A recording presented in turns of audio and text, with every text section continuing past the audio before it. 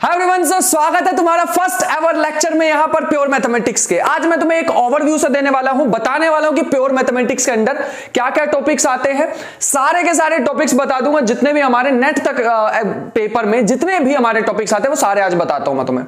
और फिर उसमें बताऊंगा कि किस एग्जाम के लिए कितना पढ़ना होता है तुम्हें। अगर तुम IIT जैम की प्रिपरेशन कर रहे हो तो तुम्हें कितना पढ़ना है उसमें से, अगर तुम TFR की प्रिपरेशन कर रहे हो तो कितना पढ़ना है, गेट की प्रिपरेशन के लिए कितना पढ़ना है, और फर्दर अगर नेट देना होगा तो तुम्हें कितना पढ़ना है, उसके अकॉर्डिंग तुम इसको डिवाइड कर सकते हो। बट मैं आज एक ओवरव्यू देने की सोच रहा हूं कि प्योर मैथमेटिक्स में अगर तुम देखो तो यार क्या एक वो होता ना कि कितना पढ़ना पड़ता है प्योर मैथमेटिक्स के लिए।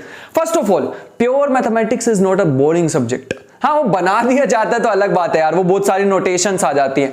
तो अगर प्योर मैथमेटिक्स तुम्हारी थोड़ी सी कमजोर है तो मेरे ख्याल से ना यार प्योर मैथमेटिक्स कमजोर नहीं है। तुम्हारा ये जो बेसिक्स है ना, ये सेट्स, रिलेशन एंड फंक्शन, मैं वो बात नहीं कर रहा जो तुमने 11th-12th में पढ़ा ना, वो काम आता है। मैं ये नहीं कह रहा वो काम नहीं है, वो काम आता है, लेकिन उससे ज्यादा थोड़ी सी नोटेशंस पढ़नी होती हैं। हमने बूलियन अलजेब्रा पढ़ना पड़ता है, हमें वो वेन डायग्राम्स पढ़ने होते हैं, हमें नोटेशंस सीखनी होती है कि इसके, मैं बिल्कुल बेस से जाना चाहूंगा तो ये नोटेशंस क्या होती है, ये नोटेशन क्या होती है, यूनियन क्या होता है, ये क्या होता है, ये सारी नोटेशंस तुम्हें सीखनी होंगी। ठीक है, तो ये सारी चीजें, अगर ये तो सिर्फ नोटेशंस होगी ना, अगर तुम सेट थ्योरी का अच्छे से सीख गए ना कि यार यहां पे एक सेट बना रखा है, यहां एक सेट बना रखा है, यहां एक बड़ा सेट है, फिर उसमें सेट्स के साथ रिलेटेड होती है कार्टेशियन प्रोडक्ट क्या होता है, फिर अगर तुम थोड़ा सा और आगे फर्दर चलो तो तुम्हें पता लगेगा कि रिलेशन क्या होता है। समझ पा रहे हो?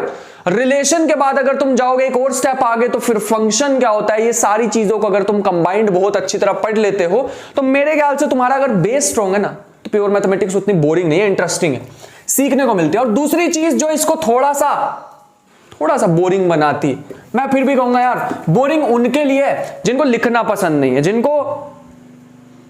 जिनके दिमाग को मेहनत करनी पसंद है। मेहनत बहुत लगती है इसमें, क्योंकि यहां पे ना सबसे बड़ी चीज जो यहां पे बैरियर बन के रहती है वो आती है थ्योरम्स।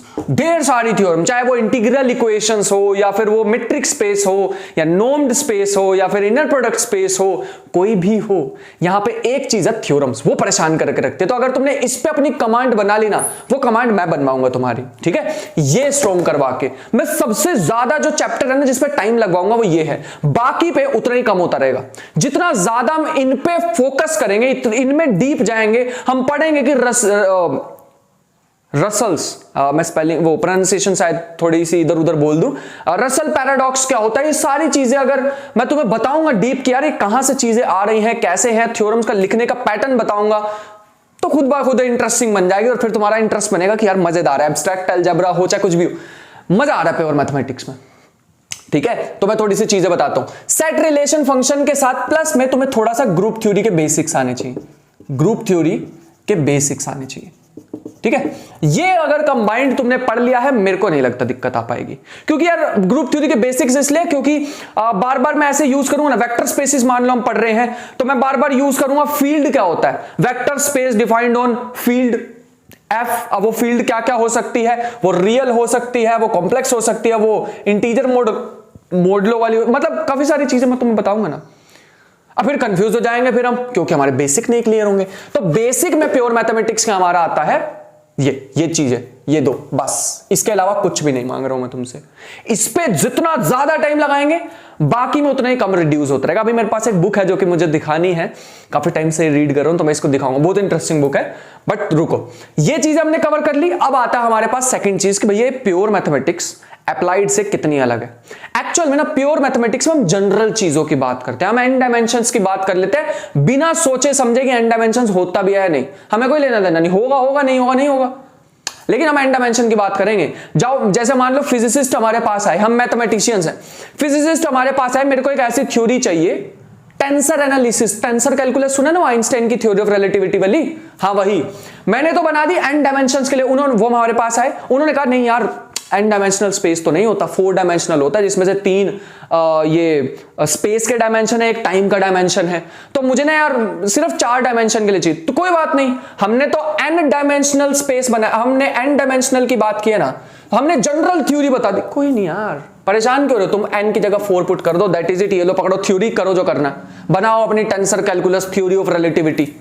इसीलिए इसी वजह से पता है आइंस्टाइन से जल्दी किसने बना ली थी थ्योरी? आइंस्टाइन से जल्दी हिल्बर्ट एक नेम है, वो जल्दी कमांड बना चुके थे रिलेटिविटी पे। अब लेकिन दिक्कत क्या है, ये मैथमेटिशियंस है, आइंस्टाइन जो है वो फिजिसिस्ट हैं, तो इन्होंने तो थ्योरी बना ली ना, मैथमेटिकल फ्रेमवर्क बना लिया सारा का सारा, टेंसर कैलकुलस वगैरह यूज करके, लेकिन आइंस्टाइन ने पूरी उसमें करेक्शंस करके वो फिजिक्स वाला दिमाग सोच के फिर उसको एकदम फ्रेम किया। तो सोच पा रहे हो, ये जो हिल्बर्ट है उन्होंने आइंस्टाइन से, अगर तुम वो डॉक्यूमेंट्री पता नहीं मूवी है 10 एपिसोड्स की, जीनियस आइंस्टाइन, वो देखना, उसमें बहुत बढ़िया से एकदम दिखा रखा है एपिसोड में। हिल्बर्ट जो है वो उधर काम कर रहा था और आइंस्टाइन अपने काम कर रहा था, और हिल्बर्ट अपनी विंडोज पे लिख रहा, अपनी दीवारों पे लिख रहा थ्योरी को, टेंसर कैलकुलस को। तो वो सारी चीजें जैसे मैं तुम्हें बता रहा हूं कि एन डायमेंशनल चीजों की बात करेंगे हम घबराएंगे नहीं। एन डायमेंशनल वेक्टर स्पेस, बात खत्म। तुम्हें 3 चाहिए ना, एन की जगह 3 पुट कर लो, हम तो जनरल काम करेंगे, ऐसा होता है मैथमेटिक्स में। सो यहीं पे मैथमेटिक्स अलग हो जाती है फिजिक्स से। तो mathematics is not physics, physics is not mathematics, this is, ये कहा था रिचर्ड फाइनमैन ने। रिचर्ड फाइनमैन है एक फिजिसिस्ट थे, फैन हुआ उनका, मतलब उनका जो 3 वॉल्यूम्स आते हैं उनके, वो फेमैन लेक्चर्स के नाम से, अगर मैं गलत नहीं हूं, मजा आ जाएगा पढ़ के, वो तो इन फ्यूचर पढ़ोगे तुम, जस्ट मैं बता रहा हूं। तो उन्होंने ये बात कही थी, physics is not mathematics, mathematics is not physics. तो वो मैं बात तुम्हें बता रहा हूं। आई होप कि यहां तक चीजें हमें समझ आ रही हूं। तो हम जनरल बात करते हैं यहां पे एन डायमेंशन की, बिना घबराए, ठीक है। अब मैं यहां पे तुम्हें बुक दिखाना चाहूंगा जिसकी मैं बहुत देर से बात कर रहा हूं। आज तो मैं तुम्हें इंट्रोडक्शन देने आया हूं, थोड़ा सा सेट थ्योरी बता भी दूंगा। हाँ, ये आने वाले जो कुछ लेक्चर्स हैं इसमें हम प्रॉब्लम्स पे फोकस नहीं करेंगे, हम थोड़ा कॉन्सेप्ट्स को बिल्ड करेंगे। अभी हम प्रॉब्लम्स पे नहीं, प्रॉब्लम्स पे जाएंगे, प्रूफ करेंगे। मैं तुम्हें एक बुक बताऊंगा, बुक ऑफ प्रूफ्स, मजा आ जाएगा तुम्हें बुक पढ़ के। उसमें प्रूफ ही प्रूफ है अलग अलग चीजों के। इरेशनल, √2 इज इरेशनल पढ़ा हुआ ना तुमने, उसके बहुत सारे प्रूफ हैं। पाइथागोरस थ्योरम के बहुत सारे प्रूफ हैं, ठीक है। तो प्रूफ कैसे करते हैं वहां से सीखेंगे, बताएंगे धीरे धीरे। तो बुक तुम्हारे सामने पेश करने वाले हैं, ये रही, मजेदार बुक है, बट मेरी रिकमेंडेशन ये रहेगी, इसको बुक को बाय मत करना। भैया डरा रहे हो? नहीं, डरा नहीं रहा हूं। ये बुक जो है ना, ये बुक तुम्हारी फर्स्ट बुक नहीं होनी चाहिए, क्योंकि अगर तुम कोई भी पेज ओपन कर लोगे ना, आई होप कि तुम्हें दिख रहा हो, कोई भी पेज ओपन कर लो घबरा जाओगे यार देख के। इसमें प्योर मैथमेटिक्स में ना थोड़ा सा डर बैठ जाएगा तुम्हारे मन में कि यार क्या है। कोई भी पेज ओपन कर लोगे, ऐसे डिफरेंट सिंबल से यूज कर रहे हैं, अजीब अजीब। मैथमेटिक्स में हर एक डॉट भी अगर हम लगाते हैं ना, A.B भी लिख देते हैं, हम उसको मतलब जरूर बताते हैं। हाँ, थोड़ा अजीब है मैथमेटिक्स में, नोटेशन ज्यादा है, लेकिन हर नोटेशन का मतलब है, ये याद रखना। ऐसे नहीं रैंडमली हमने कोई भी उठा के नोटेशंस को लगा दिया, ऐसे थोड़ी होता है, लेकिन हर नोटेशन का मतलब होता है, ठीक है। तो ऐसे हम रैंडमली नहीं लिख देते हैं कोई भी नोटेशन को। ये चीज मैथमेटिक्स को थोड़ी ब्यूटीफुल बनाती है, ठीक है। बढ़िया, बहुत अच्छे। तो भैया हम क्या क्या पढ़ेंगे प्योर मैथमेटिक्स में, ये भी बता देते। तो मैं इस बुक को फॉलो करने वाला हूं, तुम्हें इस बुक को फॉलो नहीं करना है। इसमें जो एक्सरसाइजेज है, ये बुक मैंने पता क्यों चूज की है, शायद ये तुमने कभी नहीं सुनी होगी, किसी भी टीचर के हाथ में नहीं देखी होगी। मुझे नहीं लगता दूर दूर तक कोई भी टीचर इस बुक से पढ़ाता होगा। एक मेरे ख्याल से रूडिन है, RUDIN, उनकी बुक सारे टीचर्स फॉलो करते हैं। मेरे को अच्छे से याद नहीं है, मैं एक बार फिर भी नेक्स्ट लेक्चर में बताऊंगा। फंक्शनल एनालिसिस ही नाम है उसका, लेकिन ऐसे कुछ नाम है, रूडिन ही है शायद उसका नाम। उसकी बुक सारे फॉलो करते हैं, ये बुक कोई फॉलो नहीं करता होगा। तो मेरे को बहुत अच्छी लगी, लेकिन यार पर्सनली मैंने देखा इसको, अच्छी इसलिए लगी क्योंकि मैं तुम्हें दिखाता हूं। पहला चैप्टर हमारे पास है set theory, set relation and function, और ग्रुप थ्योरी उसमें मिक्स होकर बैठी हुई है। और अगर हमने ये चैप्टर कर लिया ना, मैं तुम्हें गारंटी दे सकता हूं, मैंने बहुत सारी इससे पहले भी, मैंने already vector space, real analysis already YouTube पे भी पढ़ा चुका हूं। वैसे भी मैं काफी सारा पढ़ चुका था अलग अलग बुक पे, चाहे वो बार्टले हो या कोई भी। लेकिन जो मैंने इसमें से रियल एनालिसिस पढ़ी है ना, कुछ थोड़े से ही पेज की थी, मुझे लगता है उस पूरी बुक से ज्यादा डीप थी इसमें।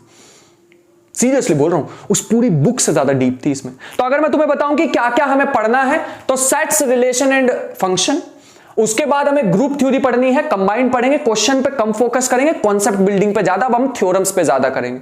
अब नहीं मैं तुम्हें पूछूंगा कि डोमेन, रेंज, ये वो कुछ कैलकुलेट करो, नहीं, अभी नहीं करेंगे उसे भी, लेकिन अभी नहीं। उसके बाद दूसरी चीज जो हमारे पास हमें समझने की आती है, इस बुक के अकॉर्डिंग मैं फॉलो करवाऊंगा तुमसे, which is linear vector spaces. Linear vector spaces, ठीक है, लीनियर वेक्टर स्पेसिस। हम फाइनाइट डायमेंशनल वेक्टर स्पेसिस के बारे में बात कर रहे होंगे। अगर इनफाइनाइट डायमेंशन में चले जाते हैं तो फिर वो हिल्बर्ट स्पेस होता है, जो यहां पर दिख ही रहा होगा। और हिल्बर्ट स्पेस फिर वो क्वांटम मैकेनिक्स में उसकी एप्लीकेशंस होती क्या है। क्वांटम मैकेनिक्स के पीछे जो मैथमेटिक्स है ना, वो हिल्बर्ट मैथमेटिक्स है। हिल्बर्ट स्पेस में सारी चीजें डिफाइन करी जाती हैं। अभी वहां नहीं घुसना चाहूंगा। उसके बाद लीनियर वेक्टर स्पेसिस है, मतलब वेक्टर स्पेस की बात करेंगे। फिर हमारे पास ऑब्वियस सी बात है, हमें डिफाइन करना पड़ेगा रियल एनालिसिस। अगर तुम मुझसे पूछो ये जो 4 चीजें हैं ना, ये जैम में भी हैं, ठीक है, तो अगर तुम जैम की प्रिपरेशन कर रहे हो तो ये 4 चीजें तो तुम्हें मिलेंगी। और मैं ऐसे पढ़ाने वाला हूं कि मान लो तुम्हें जैम दिया है, अच्छा स्कोर तुम्हारा आ चुका, उसके बाद अब तुम चाह नहीं भैया मेरे को ना आगे यार TFR भी दे के देखना है, क्या पता रिसर्च में मेरा इंटरेस्ट है तो वहां भी हो ही जाए, तो मैं तुम्हें ऐसे पढ़ाऊंगा कि ये चीज तो दोबारा नहीं पढ़नी पड़ेगी। ऐसा नहीं कि मैंने सिर्फ जैम के लिए रियल एनालिसिस पढ़ा दी और मैंने उसमें रीमान इंटीग्रल पढ़ा, लेयर पढ़ा दी, मजा भी नहीं आएगा। फिर मैं तुम्हें ऐसे पढ़ाऊंगा कि तुम कोई और एग्जाम भी दे सकते हो। ऐसा भी नहीं कि बहुत बाहर का ही पढ़ा दूंगा, नहीं, रियल एनालिसिस ही पढ़ेंगे, मैट्रिक पे नहीं जाएंगे, मैट्रिक स्पेसिस पे, लेकिन पढ़ेंगे ढंग से, ठीक है। तो ये दूसरी चीज हम पढ़ने वाले हैं। तीसरी चीज की अगर मैं बात करूं, अब हम थोड़ा सा जैम से दूर चलते हैं, ठीक है। अब हम बात करने वाले हैं टोपोलॉजिकल स्पेसिस की। टोपोलॉजिकल स्पेसिस, ऑल्दो मैं टोपोलॉजिकल स्पेसिस थोड़ा सा बाद में पढ़ाऊंगा, अभी मैं नंबरिंग डाल दूंगा कि किस नंबर पे कौन सा चैप्टर हम पढ़ेंगे। तो टोपोलॉजिकल स्पेसिस पे पढ़ेंगे। उसके बाद हमारे पास हाँ मीट्रिक स्पेस, वैसे मुझे मीट्रिक स्पेस पहले लिख देना चाहिए, तो मीट्रिक स्पेस देन हम पढ़ने वाले हैं टोपोलॉजिकल स्पेस। बहुत सारे स्पेसेस हैं, तुम अगर विकिपीडिया या कोई ऐसी जगह पे जाओगे तो तुम्हें बहुत सारे डिफरेंट नेम के स्पेसेस दिख जाएंगे। कोई हाइजनबर्ग स्पेस दिख जाएगा, कोई एलपी स्पेस दिख जाएगा। जितने मैं यहां पे लिखवाऊंगा ना उन्हीं के अंडर ही फॉल करते हैं, ठीक है भैया। ये स्पेस होता क्या मैथमेटिक्स में? स्पेस बस ऐसे सोच लो, मैंने सेट लिया, उसमें कोई बाइनरी ऑपरेशन मैंने उस पर फिक्स किया और कुछ प्रॉपर्टीज को अगर वो सेट डिफाइन फॉलो करता है तो वो उस पर्टिकुलर स्पेस को फॉलो करेगा। जैसे अगर मैं इन पर्टिकुलर बताऊं मैट्रिक स्पेस के लिए, तो मैट्रिक स्पेस की 4 प्रॉपर्टीज अगर एक सेट फॉलो करता है, हो जाएगा वो उस स्पेस में लाई कर जाएगा। कोई सेट अगर इसकी गिवन प्रॉपर्टीज को फॉलो करेगा तो मैट्रिक स्पेस में आ जाएगा, ठीक है। अब क्या वो भैया मैट्रिक स्पेस में है तो क्या वो वेक्टर स्पेस में होगा? ऐसी बातें भी हम देखेंगे कि इन अलग अलग स्पेसेस में भी कुछ सिमिलैरिटीज, कॉमन चीजें होती हैं या नहीं होती हैं, वो भी बताएंगे तुम्हें। तो टोपोलॉजिकल स्पेसेस हमारे पास आ जाते हैं। अगर तुम जैम के हो तो तुम्हें यहीं तक करना, बस ये 2 ही करने हैं, इससे ज्यादा भी प्योर मैथमेटिक्स हमारे पास है नहीं। जस्ट मैं बता रहा हूं, एक ओवरव्यू देना चाहता हूं कि यार ये होती है। हाँ, इस बुक का नाम फंक्शनल एनालिसिस है, बट इसमें लगभग सारा ही दे रखा है, पूरा इसमें डीप एकदम दे रखा है। तो अगर हम नेक्स्ट चलें तो हमारे पास आ जाएगा नॉर्म्ड स्पेसिस। नॉर्म्ड स्पेसिस, ठीक है। अब हमें डिस्टेंसेस डिफाइन करने होंगे वेक्टर्स वगैरह वाली चीजों पे, तो उसमें आ जाएगा। फिर इसके बाद आता है inner product space, inner product space, and that is it. ये हमें करना है इनर प्रोडक्ट स्पेसिस। और मैं एक लेक्चर, सिर्फ एक लेक्चर, एक छोटा सा तुम्हें हिंट देने वाला हूं लीनियर ऑपरेटर्स पे। लीनियर ऑपरेटर्स ऑल्दो हम डीप जाएंगे नहीं क्योंकि हमारे काम का नहीं है यार, हम तो उतना पढ़ेंगे जितना अभी हमारे लिए जरूरी है, लेकिन पढ़ाने में मजा बहुत आने वाला है, बस मुझे इतना पता है। जोश देख ही पा रहे होंगे तुम फर्स्ट लेक्चर में कि कितना मजा आने वाला है। तो ये सारी चीजें हम पढ़ने वाले हैं। ये होता है IIT जैम के लिए। इसके बाद अगर हम चलें तो ये यहां तक, ये गेट में भी आता है प्योर मैथमेटिक्स, और ये TFR जैसे एग्जाम्स में भी आता है, तो ये तुम्हें वहां भी पढ़ना होगा। तो गेट प्लस TFR के लिए ये हमारे पास आता है। और अगर हम बात करें तो IIT जैम के लिए ये आएगा, और हम पढ़ेंगे भी पूरा इसको प्योर की तरह ही। मैं इसको नहीं ज्योमेट्री से लिंक करने वाला। फिर देखो, अगर मान लो मैं ज्योमेट्री से लिंक करने लग गया, कुछ चीजों को कर पाऊंगा, कुछ को नहीं कर पाऊंगा, फायदा क्या? इसलिए ढंग से सिखाऊंगा, तो मैं एब्स्ट्रैक्ट को एब्स्ट्रैक्ट ही रहने देंगे, ठीक है। मतलब ये जो प्योर मैथमेटिक्स होती है, मैं कई बार कहता हूं अपने लेक्चर में कि प्योर मैथमेटिक्स हमें यह बताना चाहती है कि जरूरी नहीं है हमेशा ज्योमेट्री की जरूरत पड़े, पिक्चर्स की जरूरत पड़े मैथमेटिक्स को डिराइव करने के लिए। बिना पिक्चर्स के, बिना ज्योमेट्री के भी काम हो सकता है, वो ये बताता है। बट हाँ, तुम्हें पता है हमारा माइंड ही ऐसा है कि पिक्चर्स में ज्यादा अच्छा हमें समझ आ जाता, तो वो भी दिखाएंगे तुम्हें। ज्यादा नहीं मैं उसमें लेके जाऊंगा, वरना थोड़ी सी आदत पड़ गई तुम्हें, फिर तुम कहोगे भैया इसका भी दिखाओ ज्योमेट्रिकल मीनिंग, इसका भी दिखाओ, इसका भी दिखाओ, दिखा ही नहीं पाएंगे। अब तुम मेरे को बोलोगे भैया ये एन डायमेंशनल आपने स्पेस बोला, जरा दिखाना तो हमें। मैं कहां से दिखाऊंगा भाई एन डायमेंशनल स्पेस? 3 में तो तुम रहते हो, कहां से चौथा कहां से लाऊंगा? तुम तो एन की बात कर रहे हो, तो पॉसिबल नहीं हो पाएंगी चीजें, है ना। तो रियल एनालिसिस की, फिर अगर मैं डीप जाऊं तो इसमें बहुत सारे टॉपिक्स आ जाएंगे ना। मेनली हमें, अगर यहां की बात करो ना, मेनली हमें पूरी प्योर मैथमेटिक्स में अगर तुम देखो, सबसे बढ़िया रोल, सबसे ज्यादा रोल रहता है सीक्वेंसेस का, ठीक है। तो वो हमें बहुत अच्छे से यहां पे पढ़ना है। सीक्वेंसेस, कोशी सीक्वेंस, वो हर किसी में आ जाएगा, ठीक है। क्यों आएगा? क्योंकि हमें एक टर्म पढ़नी होती है कॉम्पैक्टनेस। ठीक है, 3-4 टर्म है, मैं बता देता हूं। कनेक्टेडनेस,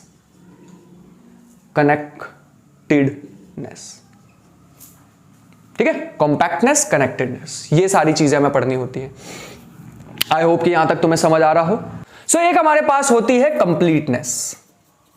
ठीक है, 3 हमारे पास मेनली टर्म्स होती हैं जिसके बारे में हमें मेनली ज्यादा डिस्कशन करनी होती है, ये 3 चीजों की। ठीक है, तो यहीं पे हमारे पास सीक्वेंस, कोशी सीक्वेंस वगैरह का भी रोल आ जाता है। ये जो पिक्चर मैंने लिख दी ना, this is all about pure mathematics जो हम पढ़ने वाले हैं। मुझे नहीं पता कि ये चीज कितना डीप में हम पढ़ पाएंगे अकॉर्डिंग टू सिलेबस, लेकिन जितना भी हम पढ़ेंगे ना मजा आ जाएगा। मैं नहीं कह रहा कि इसके बाद तुम्हें एक टॉपिक मिल जाएगा जिसमें तुम्हें रिसर्च करनी, शायद मिल भी जाए, बट इतना जरूर है कि जितना पढ़ेंगे ना मजा आ जाएगा तुम्हें, बहुत ज्यादा मजा आ जाएगा। Real analysis for the very first time अब मैं तुम्हें प्योर की तरह से पढ़ाने वाला हूं। पहले जो मैंने यूट्यूब पे पढ़ाई है ना, वो उसमें पूरी जान लगा रखी है। मतलब ऐसा नहीं मैं कह रहा हूं कि उसमें मैंने कुछ कम पढ़ाया या कुछ ज्यादा पढ़ाया, नहीं, लेकिन वो अप्लाइड वाले पर्सपेक्टिव से पढ़ाया तुम्हें, कि मतलब अप्लाइड से कनेक्ट करके दिखाया कि अप्लाइड मैथमेटिक्स को देख सकते हैं, प्योर मैथमेटिक्स को पढ़ सकते हैं in an applied way. But अब मैं तुम्हें प्योर की तरह ही पढ़ाने वाला हूं, पूरी वो सेट्स की नोटेशंस वगैरह दिखाने वाला हूं। तो ये था हमारे पास। आई होप कि सारी पिक्चर्स तुम्हें क्लियर हो। यहां पे हमारे पास IIT जैम आके रुक जाएगा, उसके बाद गेट और TFR आगे भी चलते हैं, तो ये सारी चीजें हमारे पास रहती हैं। मेनली अगर तुम देखो जो टोपोलॉजी है ना, ये रिलेटिवली इस पूरे में सबसे डिफिकल्ट वाला पार्ट होता है। इस पूरे में अगर तुम मुझसे पूछो सबसे डिफिकल्ट कौन सा है, ये। और ये जो लीनियर ऑपरेटर्स है ना, ये किसी पेपर में नहीं आता, ये तो जस्ट मैंने ऐसे ही ऐड कर दिया। मैं एक अपनी तरफ से लेक्चर दूंगा क्योंकि मैंने पढ़ा था, तो पढ़ा देंगे तुम्हें भी, एक लेक्चर देंगे ना, है ना, मजा आएगा उसमें भी। तो तुम्हें बताएंगे कि कितने तरह के ऑपरेटर्स होते हैं, लीनियर ऑपरेटर क्या होता है, ठीक है, वो सारी चीजें। टोपोलॉजिकल स्पेसिस जो है वो रिलेटिवली थोड़ा सा डिफिकल्ट इसलिए भी बोला जाता है कि वहां पे थोड़ी रिगरस नोटेशंस ही आ जाती हैं, थोड़ी मैथमेटिक्स इन्वॉल्व हो जाती है इसलिए, बट कोई बात नहीं, सीख लेंगे ना यार, देख लेंगे। तो आई होप कि ये सारी चीजें क्लियर हो। अच्छा, ये जो चीज है ना, ये जो नीचे है हमारे पास प्लस दिस, यही मिला के हमारे पास क्या बन जाएगा, नेट का सिलेबस भी बन जाएगा। ठीक है, यही हमारे पास नेट का भी सिलेबस बन जाएगा। अब तुम कहोगे भैया नहीं, 1 मिनट रुको, हमने तो और भी स्पेसिस के बारे में पढ़ा हो ना। वो एक होता है बेनाक स्पेस, एक होता है बेनाक स्पेस, एक होता है हिल्बर्ट स्पेस। क्या भैया हम इसके बारे में भी पढ़ेंगे? तो जरूर पढ़ेंगे हम इनके बारे में। ठीक है, वो यहीं से ही आएंगे। ये जो हमारे पास नोम्ड और इनर प्रोडक्ट स्पेस है ना, यहीं से ही हमें देखने को मिलेंगे। एक कि अगर इन्हीं में ही कॉम्पैक्टनेस भी ऐड कर दूं, मतलब ये स्पेस भी हो और ये कॉम्पैक्ट भी हो, तो ये बनाश, ये हमारे पास ये स्पेस भी हो, तो हमारे पास ये स्पेस भी हो, प्लस में हमारे पास कॉम्पैक्टनेस भी हो, तो वो हमारे पास क्या बन जाता है, वो सारी चीजें भी धीरे धीरे बताएंगे। तो आई होप कि तुम्हें ये पिक्चर से समझ आ रही हो। थोड़ी बहुत छोटा सा ही लेक्चर रखने की कोशिश की थी, तो आई होप कि तुम्हें यहां तक समझ आ रहा हो। तो ये थी इंट्रोडक्शन टू प्योर मैथमेटिक्स। अब प्योर मैथमेटिक्स का यूज कहां पे है, थोड़ा सा वो बात कर लेते हैं कि भैया इसका यूज भी है या फिर हमने एन डायमेंशन की बात कर ली है तो ये कोई यूज नहीं है। तो मैं तुम्हें बताना चाहूंगा कि आज जो करंट जितनी भी थ्योरीज है ना, यहां पे ना इस बुक में ना कुछ इंट्रोडक्शन दे रखे, मैं तुम्हें बताता हूं थोड़ा सा इस बुक के बारे में बताता हूं क्यों मेरे को ये पसंद आई। जैसे प्रीफेस दे रखा होता ना, ये मेरे को इसका पसंद आया सिर्फ। अब यहां पे ना एक चीज लिखी हुई है, मैं तुम्हें थोड़ी सी एक लाइन बताता हूं कि the effort starting from 1920s to regain a respectable mathematical structure to rapidly developing quantum mechanics has found a very nourishing medium in functional analysis. The mechanics has found a very nourishing medium in functional analysis, the methods of which have proven to be indispensable and powerful tools for physicists. तो मतलब इसका पूरा जो हमारे पास use है, सीधा सीधा जो हमारे पास यूज आता है, वो हमारा आता है क्वांटम मैकेनिक्स जैसी जगहों पे। इसी में से ही निकल के आएगी, जो मैंने लिखवाया ना, इसी के ही पार्ट्स होते हैं वो टेंसर एनालिसिस वगैरह वगैरह। अब बाहर नहीं जाना है इसके, टेंसर जो मैंने लिखवा दिया ना, अब उसी में से ही कोई न्यू मैथमेटिक्स बनेगी, इसके बाहर थोड़ी बनेगी। मैंने सारी मैथमेटिक्स लिख दी। जब मैंने ऑपरेटर थ्योरी नीचे लिखी ना, तो मैंने पूरी की पूरी फंक्शनल एनालिसिस, जितने भी हमारे पास प्योर मैथमेटिक्स में मेजरली जितने भी स्पेसिस होते हैं वो सारे लिख दिए, सब कुछ लिख दिया मैंने यहां पे। अब जितनी भी टेंसर एनालिसिस हो या वो इंटीग्रल इक्वेशंस हो या कुछ भी हो, वो यहीं से ही लिंक होकर निकलेंगी। अब तुम्हें अगर अपनी मैथमेटिक्स बनानी है, मान लो तुम कोई थ्योरी पे वर्क कर रहे हो, तुम्हें अपनी मैथमेटिक्स बनानी है, तो तुम यहां से बनाओगे, इसका ये यूज करके, जितना मैंने अभी लिखा था, बताया ना मैंने तुम्हें। अब दूसरा हमारे पास क्वेश्चन ये आता है, अच्छा कुछ स्टूडेंट्स ये भी बोल रहे हैं भैया इस व्हाइट बोर्ड की जगह आप डिजिटल बोर्ड लगा लो, थोड़ा सा उसका भी आंसर देना चाहूंगा कि यार मजा आता है। देखो जब लिखने का एफर्ट हो, रब करने का एफर्ट हो ना, तो अलग ही मजा आता है। यहां से एफर्ट लगेगा तो वहां से भी एफर्ट ज्यादा आएगा। अगर मैं यहाँ पे क्वेश्चन लिखूंगा ना तो तुम भी वहां क्वेश्चन लिखोगे, डिजिटल बोर्ड पे दिख जाएगा क्वेश्चन, फिर तुम सॉल्यूशन नहीं लिखोगे, साथ में कहोगे भैया उसकी पीडीएफ भी दे देना, मजा नहीं आता। हाँ अगर ज्यादा ही मेरे मान लो जब बिल्कुल एंड पॉइंट पे आ जाएगा ना कि अब लेना ही पड़ेगा तभी लेंगे, वरना मैं नहीं लेने वाला हूं, याद रखना। तो आई होप कि ये सारी चीजें तुम्हें समझ आ गई हो। और थोड़ा सा बताना चाहूंगा सेट थ्योरी के बारे में। सेट थ्योरी भी मैं इसी में से ही बताना चाहूंगा क्योंकि इसमें बहुत अच्छा दे रखा है। सेट हमारे पास होता क्या, तुमने बहुत बार सेट की डेफिनेशन पढ़ी होगी कि भैया सेट हमारे पास होता है collection of distinct well defined and distinct objects. भाई मैं सिंपल सा यही तुम्हें दोबारा से ही बताना चाहूंगा कि सेट हमारे पास ऐसी चीज होती है जिसमें एलिमेंट्स रिपीट ना हो। और ये जो जितनी भी हमारे पास सेट वेट वाली जितनी भी हमारे पास चीजें हैं ना, मतलब थ्योरी ऑफ सेट जो है ना, सेट थ्योरी सबसे पहले जो इंट्रोड्यूस की थी ना वो इंसान थे कैंटर। बहुत बड़ा सा नाम है, अभी तुम्हें रीड करके दिखाऊंगा ना, पहले तो मैं प्रोनाउंसिएशन ही इतनी बेकार सी बोलूंगा, जियोर्ज ल्यूडविक फिलिप कैंटर, और बीच में एक और भी वर्ड था वो अजीब सा, वो मैं बोला नहीं। तो ये इतना बड़ा सा नाम है, बट जो भी है काम बहुत बढ़िया करा इन्होंने, सेट थ्योरी बनाई है। सेट थ्योरी ऐसे समझ लो कि एक बैकबोन है पूरी प्योर मैथमेटिक्स की, ठीक है। तो यहां से है, कैंटर जो थे उन्होंने स्टार्टिंग की थी ये सेट थ्योरी की। तो यही है वो इंसान, समझ गए। आगे चलते हैं। अब सेट क्या होता है, सेट तुम्हें पता है कलेक्शन होती है well defined and distinct objects की, तो वो डेफिनेशन लिख लो जल्दी। सेट हेडिंग मैं यहां नहीं लिखूंगा, खुद से लिखो, a well defined and collection of well defined and distinct objects, ठीक है। मतलब कभी भी इसमें एलिमेंट्स जो है ना रिपीट नहीं होने वाले हैं, सेट की ये खूबियत होती है, तो इसमें कभी भी एलिमेंट्स रिपीट नहीं होंगे, ठीक है। बढ़िया, बहुत अच्छे। जो भी ऑब्जेक्ट्स हम इसमें सेट में लेने वाले हैं उन ऑब्जेक्ट्स का नाम हम क्या कहने वाले हैं, एलिमेंट्स, ठीक है। ये छोटी छोटी सी चीज है जिसका याद रखना नाम। फिर हमारे पास टर्म आती है फाइनाइट सेट्स क्या होते हैं। अब मैं यहां पे बोलता जाऊंगा चीजों को, लिखना तुम्हें अपनी लैंग्वेज में है, चाहे हिंदी में लिखो, संस्कृत में लिखो, किसी में भी लिखो, ठीक है। वो इंग्लिश में लिख लो कि मतलब ऐसे लिख लो, सेट एक ऐसी चीज है, ऐसे भी लिख लो।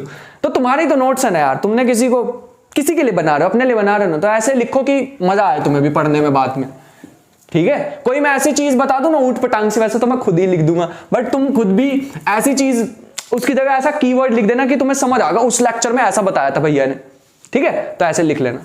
अब फाइनाइट सेट क्या होते हैं, a set which has finite number of elements is called finite set. और दूसरा ऐसे ही हमारे पास क्या आ जाएगा, infinite set. Infinite set, a set which has infinite number of elements is called infinite set. मान लो कोई ऐसा सेट है जिसमें एलिमेंट ही नहीं है, that is known as empty set. I hope कि ये छोटी छोटी सी बातें हमें समझ आ रही होंगी।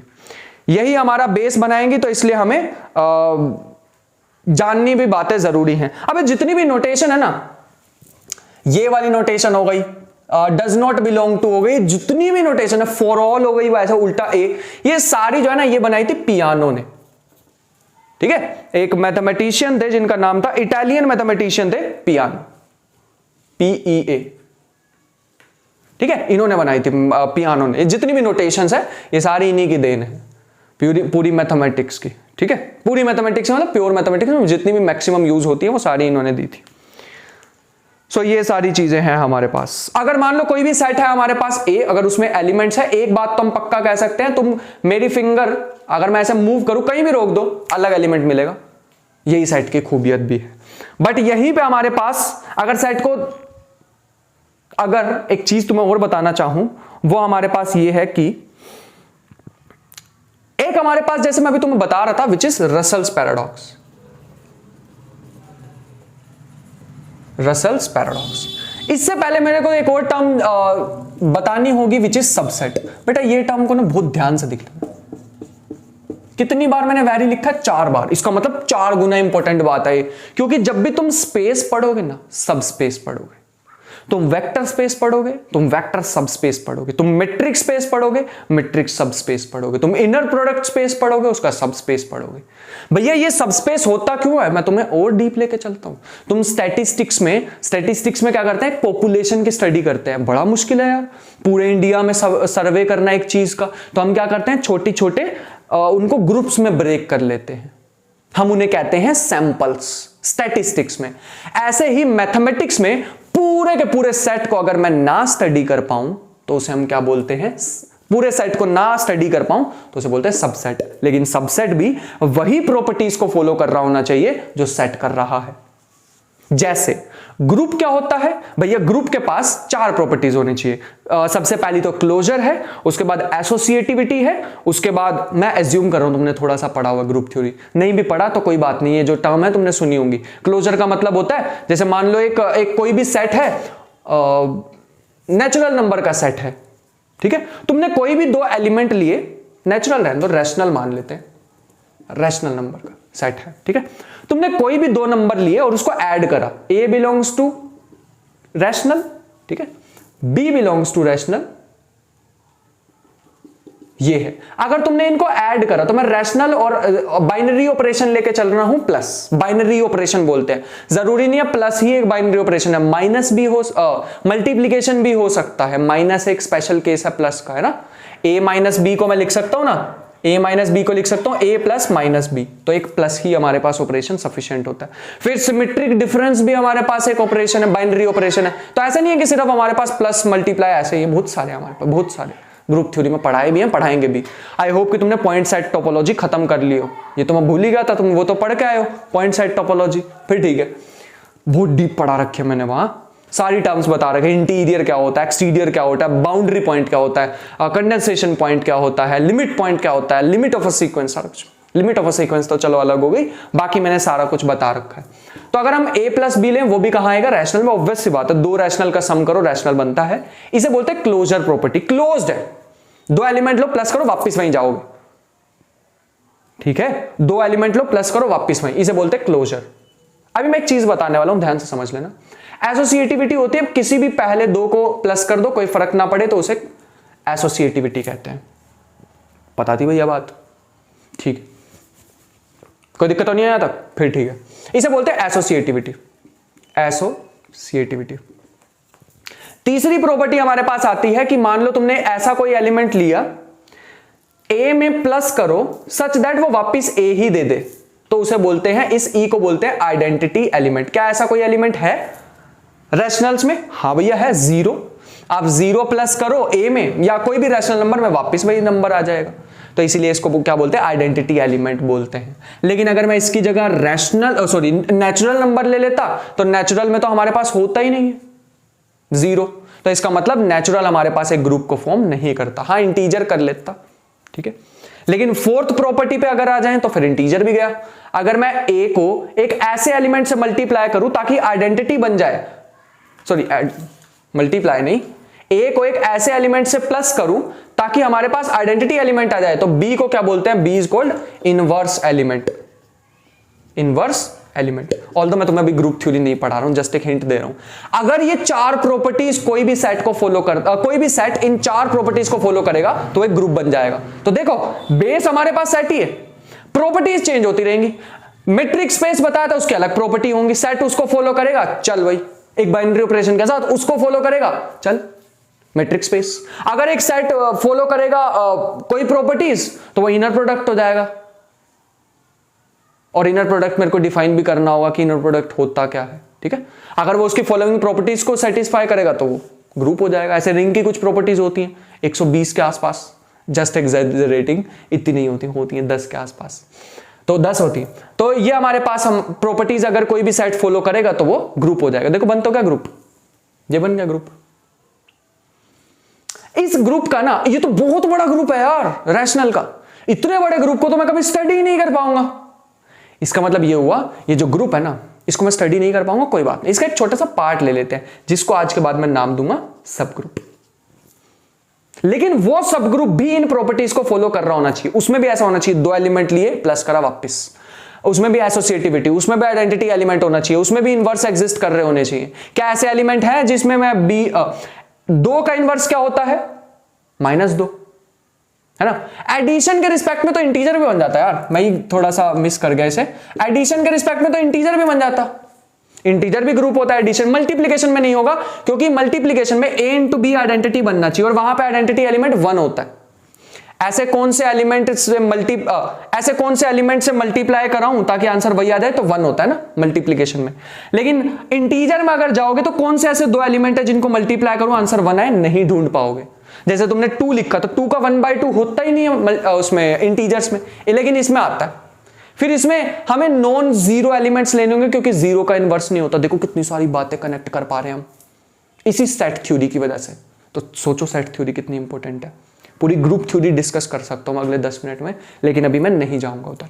बताऊंगा ग्रुप थ्योरी भी इसमें, हाँ थोड़ी सी अलग से तो पढ़ेंगे ग्रुप थ्योरी, इसमें भी थोड़ी सी पढ़ेंगे, उसके हिंट पढ़ेंगे, एक झलक सी देखेंगे ग्रुप थ्योरी की होती क्या, ओवरव्यू देंगे तुम्हें, ठीक है। तो अब तुम देख पा रहे हो कि हमारे पास सेट और सबसेट, सबसेट का कितना इंपॉर्टेंट रोल है। सबसेट हमें एनेबल करता है कि भाई सेट की नहीं तुमसे हो रही ना, कोई बात नहीं यार, उसका सबसेट देखो। तुम्हें स्टार्टअप बिल्ड करना एक बड़ा, अरे क्यों एकदम बड़ा शुरू करना है, छोटे से शुरू करते हैं, है ना। अगर तुम्हें बहुत बड़ा हर जगह अपने फ्रेंचाइजीज देनी है, हर जगह अपने होटल की, तो पहले एक छोटे स्टॉल से शुरू करो, धीरे धीरे बिल्ड करो उसे। तो ऐसे ही हमारे पास सबसेट होता है। हम छोटे वाले पार्ट की स्टडी करते हैं, उससे जनरलाइज कर लेंगे, उससे जज कर लेंगे कि अच्छा ये सेट के बारे में भी बहुत सारी इंफॉर्मेशन आ गई, ठीक है। तो ये सबसेट हमारे पास ऐसे समझ लो, अगर बहुत बड़ा सेट है तो उसका एक छोटा सा पार्ट ये होगा हमारे पास सबसेट। और ये सबसेट एक ऐसी चीज है जो कि वही प्रॉपर्टीज फॉलो करेगा जो सेट करेगा। ये बात लिख लो कहीं पे, subset will follow the same properties that set is following. समझ गए? पक्का? फिर ठीक है। तो हमने बताया तुम्हें, ऐसे ही ग्रुप का सब ग्रुप होता है, रिंग का सब रिंग होता है, फील्ड का सब फील्ड होती है, वेक्टर स्पेस का सब स्पेस होता है, इनर प्रोडक्ट स्पेस का भी सब स्पेस होता है, फिर मैट्रिक्स स्पेस का भी सब स्पेस होता है, etcetera etcetera. And the list क्या थी वो, मतलब लिस्ट चलती जाएगी। आया समझ थोड़ा सा? ठीक है, बढ़िया। सेट थ्योरी आज करके जाएंगे थोड़ी सी, ताकि थोड़ा सा तुम्हारे पास आज काम हो रिवाइज करने का। डेली रिवीजन करोगे तो बचे रहोगे, एक दिन भी छोड़ दिया तो प्योर मैथमेटिक्स फिर वही बन जाएगी जो तुम सोच रहे थे प्योर मैथमेटिक्स को। इसलिए daily revision is must for this, ठीक है। अभी मैं बता रहा था एक रसल्स पैराडॉक्स, वो बताऊंगा नेक्स्ट लेक्चर में, अभी नहीं। कहीं पर लिख लेना, एक बहुत ही बढ़िया चीज है, एक बार्बर वाली कहानी सुनाऊंगा मैं तुम्हें, नाई वाली कहानी, ठीक है। तो वो अभी नहीं सुनाऊंगा, एक बहुत ही बढ़िया, एक बहुत ही सुंदर पैराडॉक्स है, इस पे बहुत इंटरेस्टिंग है, मैथमेटिशियंस वाला जोक है ये, ठीक है। उसके बाद अगर मैं बेसिक और टर्म्स पे चलूं तो हमारे पास एक यूनिवर्सल सेट की हम बात कर सकते हैं। यूनिवर्सल सेट क्या होता है?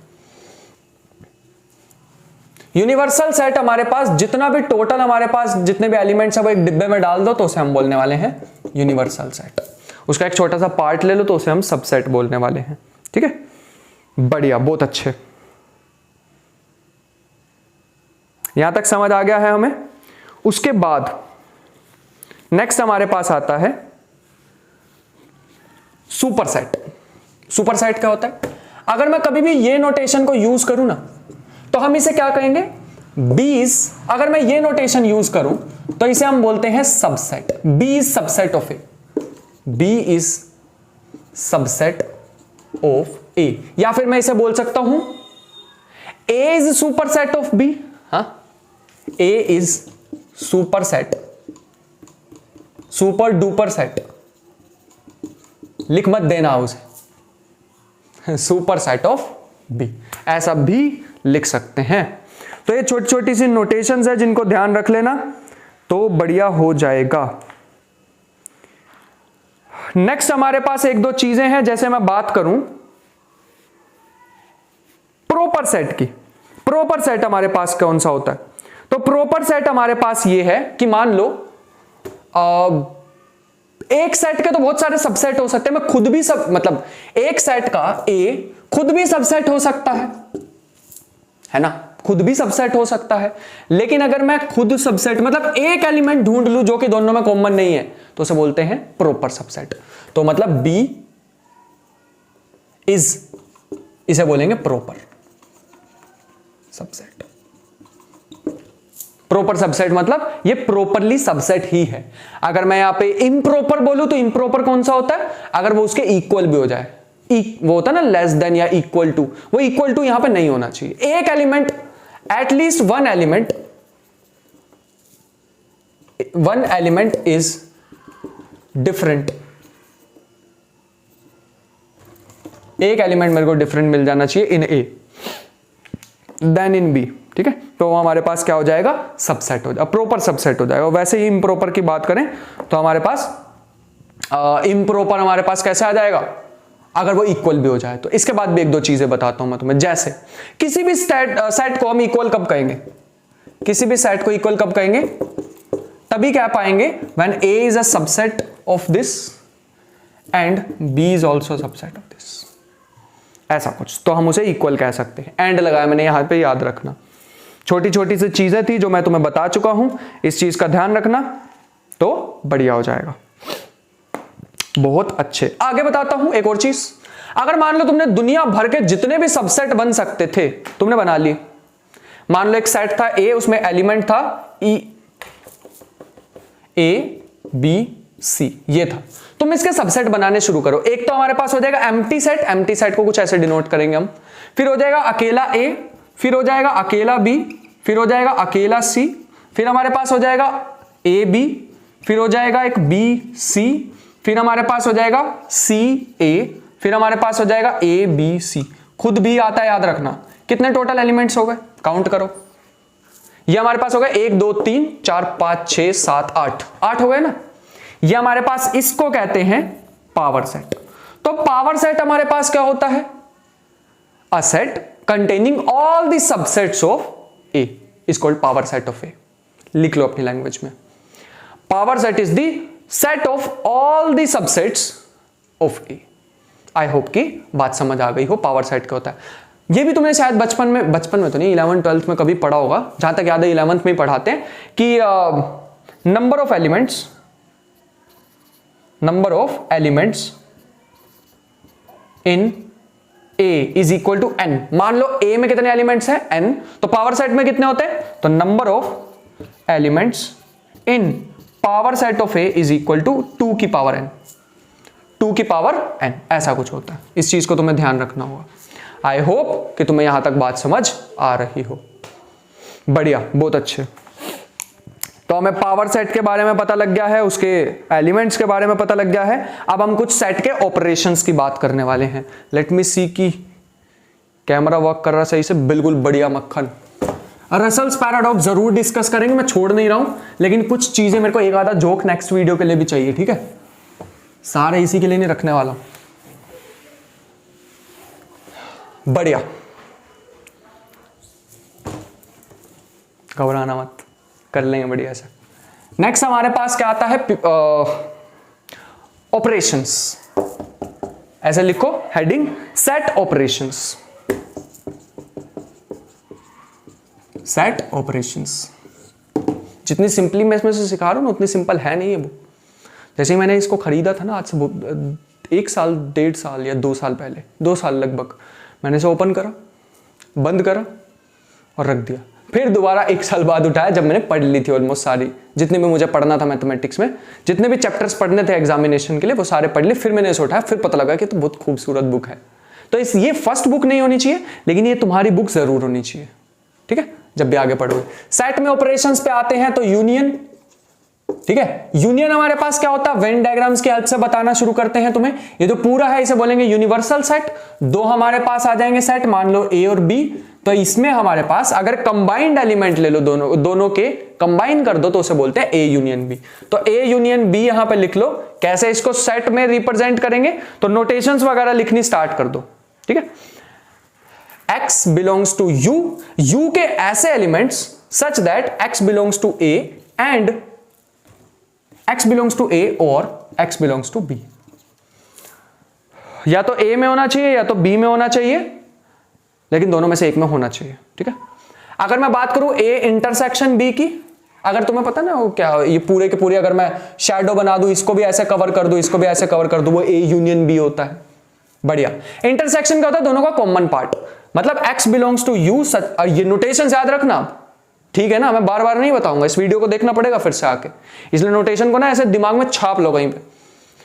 x belongs to a and x belongs to b, दोनों में होना चाहिए, a में भी b में भी। मान लो ऐसा कोई एलिमेंट ही नहीं मिला तो a यूनियन b फाई हो जाएगा, एम्प्टी सेट। एम्प्टी सेट का मतलब उसमें कुछ है ही नहीं। तो आई होप कि यहां तक तुम्हें बातें समझ आ रही हो। मान लो हमारे पास बहुत सारे एलिमेंट्स, बहुत सारे सेट का यूनियन लेना पड़ेगा, तो a1 union a2 union up to सोन an, ये भी एक बाइनरी ऑपरेशन है। जैसे मैंने प्लस लिया था, मल्टीप्लिकेशन लिया था, सिमेट्रिक डिफरेंस बताया, अभी बताऊंगा सिमेट्रिक डिफरेंस, ऐसे यूनियन और इंटरसेक्शन भी एक बाइनरी ऑपरेशन है। तो ये भी हमारे पास क्या आ जाएगा, x belongs to u such that x belongs to a1 और x belongs to a2, x belongs to a2 up to सोन और x बिलोंग्स टू an। किसी एक में भी हो जाए तो बात चल जाएगी, काम हो जाएगा अपना, ठीक है। ऐसे में इंटरसेक्शन को भी इसकी मैं नोटेशन भी लिख सकता हूं, union i is equal to 1 to n a i, ऐसे ही मैं इंटरसेक्शन के लिए भी लिख सकता हूं, ठीक है। Intersection i is equal to 1 to n a i is equal to x belongs to u such that a belongs to a1 and x belongs to a2 and x belongs to an। तो ये सारी चीजें अगर दिमाग में रखोगे तो बढ़िया बात होगी, बहुत अच्छे। तो पहला मैंने यूनियन बताया, दूसरा मैंने इंटरसेक्शन बताया, तीसरे पे चलते हैं जिसका नाम है डिसजॉइंट, ठीक है। डिसजॉइंट क्या होता है? तो डिसजॉइंट नेम से ही पता लग गया होगा, जिसका इंटरसेक्शन है ही नहीं तो लिख लो। तीसरा हमारे पास है डिसजॉइंट, दूसरा इंटरसेक्शन था, ठीक है। डिसजॉइंट होता है a intersection b is equal to 5, कुछ नहीं है इनके इंटरसेक्शन में। और दिखाई कैसे देता है वेन डायग्राम में? कुछ ऐसा। बढ़िया, ये चीज को थोड़ा सा ध्यान रखना। और इसको हम लिख कैसे सकते हैं, डिसजॉइंट सेट को कैसे लिखेंगे हम, ऐसे ध्यान रखना इसमें, ठीक है। बढ़िया, फोर्थ नंबर पे चलते हैं। तो फोर्थ नंबर में हमारे पास आ रहा है की।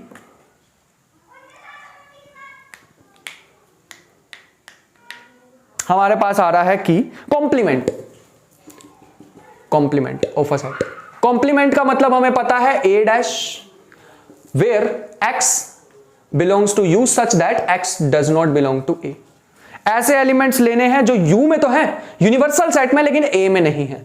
मतलब कुछ ऐसा, अगर ये a सेट है तो इसके बाहर के जितने भी एलिमेंट्स हैं वो कॉम्प्लीमेंट होता है। नोटेशंस को ध्यान से देखते जाओ क्योंकि वो हमारे पास आएगी, इंपॉर्टेंट है, ठीक है। तो हमें ये पता लग चुका है। उसके बाद अगर हम आए तो डिफरेंस पे आ जाते हैं कि डिफरेंस क्या होता है। तो डिफरेंस भी हमारे पास एक ऑपरेशन है सेट पे लगने वाला। तो ये जितने भी है ना, ये सारे ऑपरेशंस को ध्यान रखना। वो एडिशन मल्टीप्लिकेशन तो तुम्हें पता ही है, उन्हें क्या ही बताना, ठीक है। नेक्स्ट हमारे पास आता है fourth number, I think fourth या five number, difference.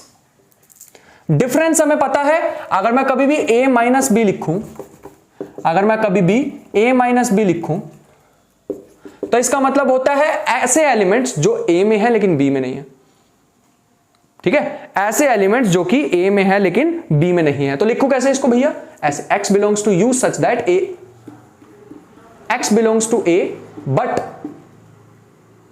But x does not belong to b, ऐसा कुछ, ठीक है। समझ आ रहा है। और b माइनस a कैसे लिखूं, कुछ ऐसे, x belongs to u such that x belongs to b but x does not belong to a।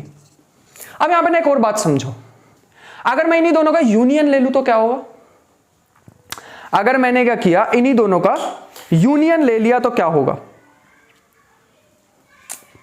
इसको पहले मैं रिप्रेजेंट करके दिखाता हूं। अगर ये a है, ये b है, तो ये वाला जो पार्ट होगा ना, b वाले कॉमन एलिमेंट को भी छोड़ देना, b को तो छोड़ना ही और कॉमन एलिमेंट को भी छोड़ देना है। तो ये जो बचेगा ना, इसे हम बोलते हैं a माइनस बी। ध्यान रखना इस चीज को। अगर मैं a माइनस बी और b माइनस ए का यूनियन ले लूं तो उसे बोलते हैं सिमेट्रिक डिफरेंस। हमारे लिए बहुत ज्यादा इंपॉर्टेंट है, इस पर लिख लेना, वेरी इंपॉर्टेंट, आगे जाके बहुत ज्यादा यूज में आएगा। सिमेट्रिक डिफरेंस, सिमेट्रिक डिफरेंस क्या होता है, a डेल्टा b। अब ये डेल्टा क्या होता है, देखो ना, a माइनस बी, ठीक है, ये वाला पार्ट यूनियन बी माइनस ए, ये वाला पार्ट। अगर तुम इन दोनों को इकट्ठा कर दो, ये दोनों को एलिमेंट ले लो सारे, तो वो इस सेट में आएंगे। ठीक है, चलो लिख लो इसे, यहां तक नोट कर लो जल्दी से, यहां तक नोट कर लो।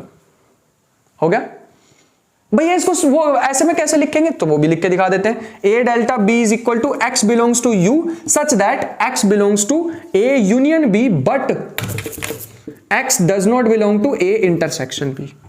यूनियन में आ जाए लेकिन इंटरसेक्शन में नहीं आना चाहिए। आई होप कि ये 6 नंबर भी तुम्हें समझ आ रहा होगा। उसके बाद हमारे पास कुछ डायग्राम्स आ जाते हैं, वो डायग्राम्स भी फटाफट लिख लेते हैं। सॉरी डायग्राम्स नहीं, कुछ आइडेंटिटीज आ जाते हैं, उस आइडेंटिटीज को लिखना काफी ज्यादा इंपॉर्टेंट है। तो लिख लो एक new heading which is identities. Idempotent identity आ जाएगी, कम्यूटेटिव लॉ आ जाएगा, ये सारे हमारे पास आ जाएंगे। ठीक है, चलो सबसे पहला लिखो आइडम्पोटेंट लॉ। आइडम्पोटेंट लॉ ये हमारे पास आ जाएगा A union A is equal to A, A intersection A is equal to A. भैया ये तो बड़ा ऑब्वियस सा था, लेकिन याद कर लेना, कभी कभी ऑब्वियस चीजें ही नहीं याद आती। कॉम्यूटेटिविटी भी लिख लो। कॉम्यूटेटिविटी हमारे पास होगी A union B is equal to B union A. At least इस ऑपरेशन के रिस्पेक्ट में हमारे पास ये चीजें कम्यूट करेंगे। ऐसे इंटरसेक्शन के लिए भी लिख लो कि A intersection B is equal to B intersection A. क्या भैया इन जनरल कम्यूट करते हैं? इन जनरल अगर किसी भी ऑपरेशन के बारे में बात करें तो इन जनरल क्या चीजें कम्यूट करती हैं? नहीं। मैट्रिक्स तो सबसे बढ़िया एग्जांपल है, A into B is not equal to B into A, है ना। मैट्रिक्स मल्टीप्लीकेशन तो डिपेंड करता है ऑपरेशन पे। कौन से ऑपरेशन की बात कर रहे हैं? यूनियन और इंटरसेक्शन। तो ध्यान रखना, कम्यूटेटिविटी डिपेंड करेगी, डिपेंड्स ऑन ऑपरेशन। तो हम किस ऑपरेशन की बात कर रहे हैं? यूनियन और इंटरसेक्शन की। यहां पर चीजें वैलिड है तो जो वैलिड है उनको तो फायदा उठाओ। ठीक है, बढ़िया, बहुत बढ़िया। आइडम्पोटेंट हमारे पास हो गया है। कम्यूटेटिव लॉ, कम्यूटेटिव लॉ तो हो गया ना। उसके बाद एसोसिएटिव लॉ। एसोसिएटिव नेम से पता लग रहा है, अभी दिखाई थी मैंने तुम्हें एसोसिएटिव लॉस। तो कुछ ऐसा है, A union B union C, इसको ऐसे भी लिख सकते हो ए यूनियन बी, ऐसा। ठीक है, ऐसे इंटरसेक्शन में भी लिख सकते हो, बस यहां इंटरसेक्शन लिख लेना। वीडियो पॉज करके जल्दी से लिख लो इंटरसेक्शन का भी। उसके बाद एसोसिएटिविटी के बाद हमारे पास डिस्ट्रीब्यूटिव आता है। This is very important, distributive laws. Distributive law ये हमारे पास आएगा A intersection B union C, जिसका आंसर आएगा A intersection B union A intersection C. ऐसा कुछ लिख लो, ध्यान से लिख लो जल्दी से। यहां तक लिख लिया। उसके बाद आइडेंटिटी लॉस, बस लास्ट ये identity loss. Identity loss, identity loss में हमारे पास आएगा, मान लो तुमने यूनियन ले लिया एक एम्प्टी सेट के साथ, तो आंसर बताओ क्या आएगा? एम्प्टी सेट को भी आईडी कर लो ए में, तो क्या फर्क पड़ेगा? कुछ फर्क नहीं पड़ेगा, ए ही रहेगा। लेकिन अगर तुमने इंटरसेक्शन ले लिया फाई के साथ तो फाई आ जाएगा। ठीक है, इंटरसेक्शन में फाई आ जाएगा और यूनियन में यही रहेगा। अगर मान लो तुमने ए का यूनियन कर दिया, ए का यूनियन कर दिया यू के साथ, तो यूनियन और यू में मैं कैसे फर्क दिखाऊं? ऐसे ही दिखा पाऊंगा। यूनियन है, ये यू है, यू मतलब यूनिवर्सल सेट, तो आंसर क्या आएगा? यू ही आएगा। सारे एलिमेंट्स कंबाइन कर दो, ए के और यू के एलिमेंट्स मिलाओगे तो यू के ही आ जाएंगे, क्योंकि हम रिपीटिशन तो अलाउड ही नहीं करते सेट में। और अगर तुम इंटरसेक्शन लोगे ए का इंटरसेक्शन यू के साथ, तो आंसर कितना आएगा? ए, क्योंकि इन दोनों में कॉमन एलिमेंट्स किसके आएंगे? ए के ही आ जाएंगे, क्योंकि ए कहां से ले रहे हैं? यूनियन यूनिवर्सल से ले रहे हैं। बहुते बढ़िया। जैसे अब तुम एक बात सोचो, भैया कम्यूटेटिविटी हम अभी ब्रेक कर देंगे, करके दिखाओ। लो भैया, a minus B is not equal to B minus A. तो कम्यूटेटिविटी हमेशा नहीं काम करती यार, वो तो मैंने यूनियन इंटरसेक्शन के लिए बताई है। तो याद रखना, this is not equal to this. मैं तो मैट्रिसेस पे चला गया था, यही मिल गया एग्जांपल। तो डिस्ट्रीब्यूटिव लॉ एक बार लिख लो, डिस्ट्रीब्यूटिव लॉ लिख लो डिफरेंस के लिए।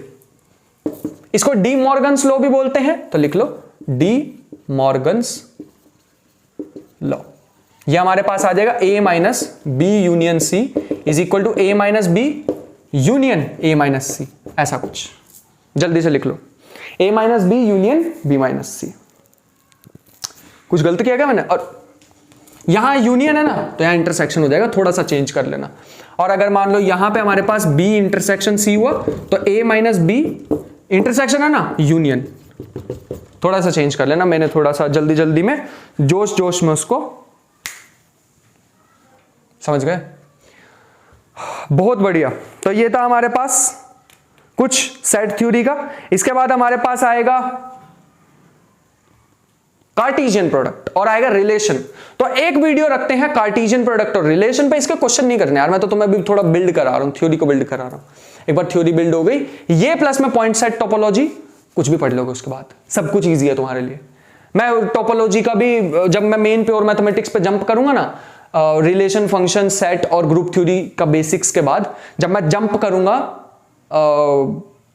प्योर मैथमेटिक्स पे, मतलब लीनियर अलजेब्रा पे या फिर वेक्टर स्पेसिस पे जंप करूंगा, उससे पहले आई प्रॉमिस यू मैं एक बार पॉइंट सेट टोपोलॉजी का एक वन शॉट तुम्हारे लिए लेके आऊंगा, सारा उसका ओवरव्यू दे दूंगा। ऑल्दो मैंने वन शॉट ऑलरेडी बना रखा पॉइंट सेट टोपोलॉजी का भी, अगर तुमने प्लेलिस्ट देख ली होगी तो। ठीक है, ठीक है। नेक्स्ट हमारे पास एक और चीज लिख लो कि अगर तुम यूनियन करते हो किसी भी, कहां लिखे, इसको लिख लो ड्यूअलिटी लॉस। ड्यूअलिटी लॉस, बस ये लास्ट चीज है। यूनियन करो ए का और उसका कॉम्प्लीमेंट ले लो। अबे कॉम्प्लीमेंट क्या होता है भैया, एक डेफिनेशन रह गई। तो यही मैं सोच रहा था कि एक डेफिनेशन हमारी रह रही थी विच इज कॉम्प्लीमेंट, इसको भी ऐड कर लेना कहीं पे, कॉम्प्लीमेंट। तो कॉम्प्लीमेंट हमारे पास हो जाएगा A complement is equal to x belongs to U such that x does not belong to A. लिखवाया तो नहीं ना ये? ठीक है, समझे? चलो, ड्यूअलिटी लॉ कहता है कि अगर यूनियन ऑफ A का, मान लो I is equal to 1 to n, बहुत सारे हैं हमारे पास, वो यूनियन का अगर तुम कॉम्प्लीमेंट लेते हो तो आंसर आएगा इंटरसेक्शन ऑफ, मतलब ये जो यूनियन है ये इंटरसेक्शन में चेंज हो जाएगा, किसके? इंटरसेक्शन ए कॉम्प्लीमेंट के। ठीक है, ये दोनों बातें सेम ही होती हैं। और इसी के साथ एक और भी लिख लो, यही बात दूसरे के लिए भी वैलिड होती है कि intersection I is equal to 1 to n A पूरे का अगर कॉम्प्लीमेंट लो तो यूनियन में तब्दील हो जाएगा, ऐसा कुछ। ठीक है, चलो लिख लो यहां तक। आई होप कि तुम्हें यहां तक बातें समझ आई होंगी, और इतना भी ज्यादा नहीं कराऊंगा कि पहले ही दिन बहुत ज्यादा ही लगे तुम्हें भारी भारी सा। तो मेरे ख्याल से मैं सारी चीजें बता चुका हूं। तो ये थी हमारे पास सेट थ्योरी, सारे के सारे लॉस बता दिए हैं। जो लास्ट में लिखवाए हैं ये ज्यादा इंपॉर्टेंट है, ड्यूअलिटी लॉस वगैरह, आगे इनका यूज आने वाला है। तो आई होप कि आज का लेक्चर तुम्हें पसंद आया होगा, मजा भी आया होगा, एनर्जी बूस्ट हुई होगी कि प्योर मैथमेटिक्स बोरिंग नहीं है, सुंदर टीचर पढ़ाए तो बढ़िया मजा भी आता है। तो मिलते हैं नेक्स्ट लेक्चर में, तब तक अपना ख्याल रखना, पढ़ाई करते रहना, मेहनत इतनी ढेर सारी करना। मिलते हैं नेक्स्ट सेशन में, तब तक के लिए बाय बाय।